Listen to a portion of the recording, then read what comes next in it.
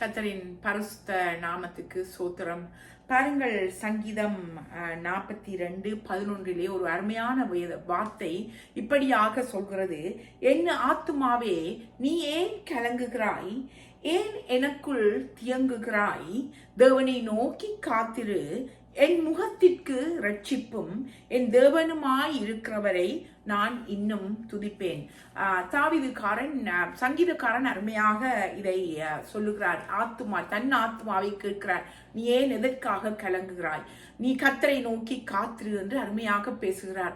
அதே போல்தான் சகோதர சகோதரி, நாங்கள் பல வேளைகளில் அநேக காரியங்களை குறித்து மிகவும் கவலை கொள்கிறோம்.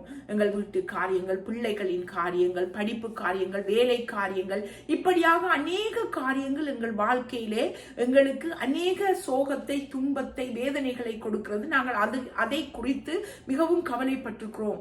ஆனால் கர்த்தர் இன்று எங்களோடு பேசுகிறார். நீ ஏன் கவலைப்படுகிறாய்? நீ ஏன் கலங்குகிறாய்? நீ என்னை நோக்கி கூப்பிடு என்று கர்த்தர் எங்களோடு பேசுகிறார். பாருங்க, மாத்தாள் மரியாளை பார்த்தீர்கள். ஆனால் மாத்தாள் ஆனவன் பல காரியங்களை குறித்து அவள் கவலைப்பட்டு கொண்டு பல காரியங்களில் தன் சிந்தனைகளை செலுத்தி கொண்டிருந்தாள். ஆனால் மரியாளோ கர்த்தரின் பாதத்திலே இருந்து அவரை தரிசித்து அவரோடு அவர் வார்த்தைகளை கேட்டு அவள் அந்த நல்ல பங்கை தெரிந்து கொண்டாள். நாங்களும் அதே போல்தான் கர்த்தரின் சமூகத்தில் எங்களுக்கு பிரச்சனைகள் வரும்போது நாங்கள் மனுஷரை தேடி ஓடாத படிக்க, மனுஷரின் காதுகளுக்கு செவி கொடுத்து அவர்கள் சில வேளைகளில் மனுஷர்கள் எங்களை விழுத்தி விடுவார்கள். அந்த வார்த்தைகள் எங்களை துன்பப்படுத்தி நோகப்படுத்தி விடும். சோ மனுஷர்களை நாங்கள் தேடாதபடிக்கு கர்த்தர் என்று பேசுகிறார். என்னை நோக்கி காத்திரு, என் தேவனை நோக்கி காத்திரு. என் முகத்திற்கு ரட்சிப்பும் என் தேவனுமாய் இருக்கிறவே நான் இன்னும் துதிப்பேன்.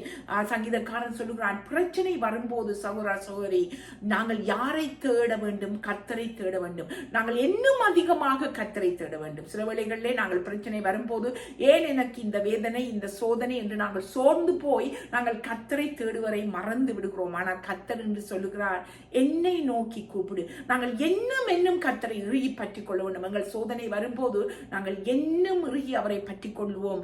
அவர் எங்களை காத்து வழிநடத்த வல்லவராயிருக்கிறார். எங்கள் நம்பிக்கை, எங்கள் கோட்டை, எங்கள் எல்லாம் எங்களுக்கு தேவன் தான். அவரிடம் நம்பிக்கையை வையுங்கள்.